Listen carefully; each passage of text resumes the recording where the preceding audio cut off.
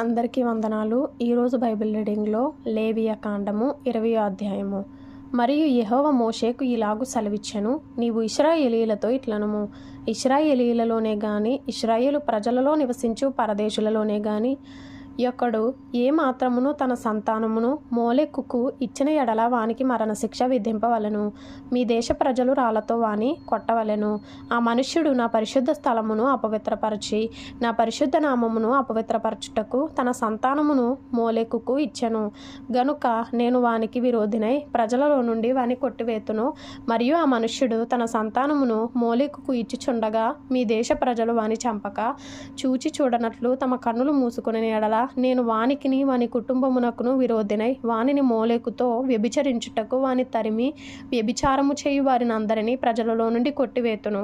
మరియు కర్ణపిశాచి గలవారితోనూ సోదెగాండ్రతోనూ వ్యభిచరించుటకు వారి తట్టు తిరుగువాడెవడో నేను వానికి విరోధినై ప్రజలలో నుండి వాని కొట్టివేతును. కావున మిమ్మును మీరు పరిశుద్ధపరచుకొని పరిశుద్ధులై యుండుడి.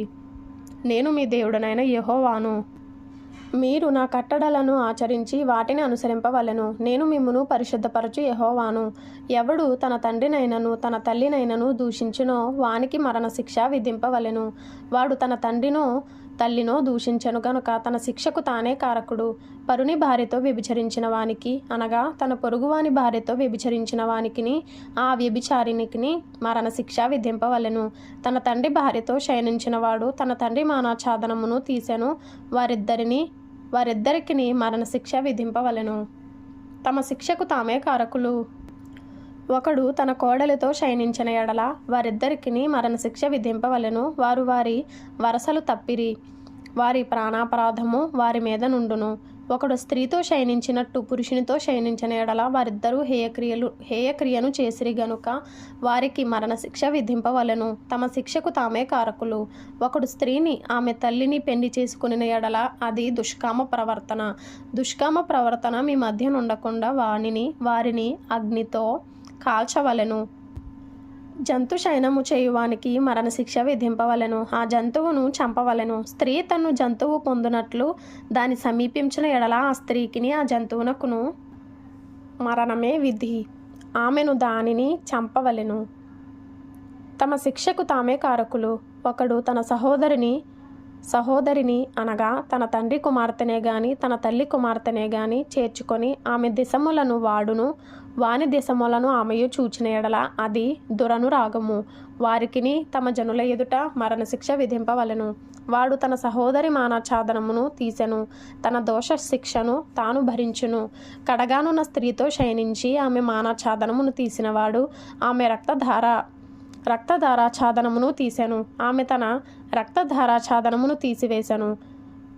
వారి ప్రజలలో నుండి వారిద్దరిని కొట్టివేయవలెను. నీ తల్లి సహోదరి మానాఛాదనమునే గాని నీ తండ్రి సహోదరి మానాఛాదనమునే గాని తీయకూడదు. తీసిన వాడు తన రక్త సంబంధి యొక్క మానాఛాదనమును తీసెను. వారు తమ దోష శిక్షను భరించెదరు.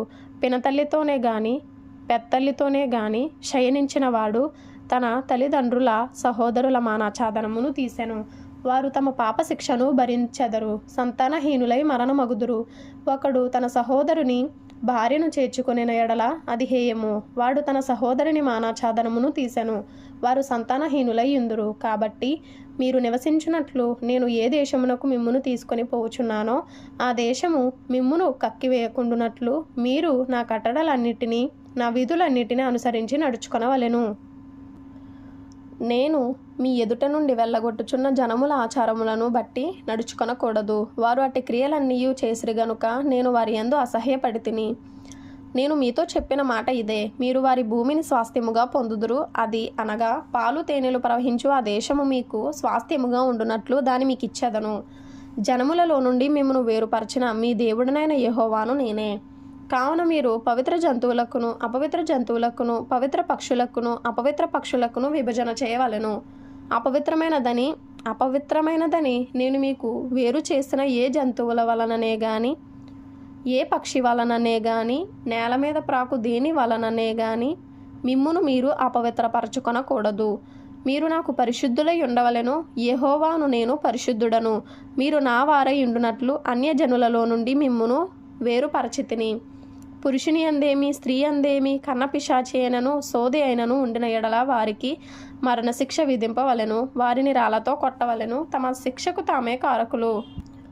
వాక్యం చదివిన తర్వాత ఇంపార్టెంట్ అయిన విషయాలు. లేవియ కాండము 19వ అధ్యాయము 17వ వచనములో, నీ హృదయములో నీ సహోదరుని మీద పగపట్టకూడదు, నీ పొరుగువాని పాపము నీ మీదికి రాకుండానట్లు నీవు తప్పక వానిని గద్దింపవలెను. అలాగే లేవియ కాండము 19వ అధ్యాయము 11వ వచనములో, నేను మీ దేవుడునైన యెహోవాను, మీరు దొంగిలింపకూడదు, బొంకకూడదు, ఒకనితో ఒకడు అబద్ధమాడకూడదు. అలాగే లేవియ కాండము 20వ అధ్యాయము 26వ వచనములో, మీరు నాకు పరిశుద్ధులై ఉండవలెను, యెహోవాను నేను పరిశుద్ధుడను, మీరు నా వారై ఉండునట్లు అన్యజనులలో నుండి మిమ్మును వేరుపరచితిని. ఆత్మీయంగా బలపడాలి అనుకునేవారు, ప్రతిరోజు వాక్యం చదవాలి అనే ఆసక్తి కలిగిన వారు ఫాలో చేయండి, సబ్స్క్రైబ్ చేసుకోండి, లైక్ చేయండి, షేర్ చేయండి. ప్రభు మీకు తోడై ఉండునుగాక.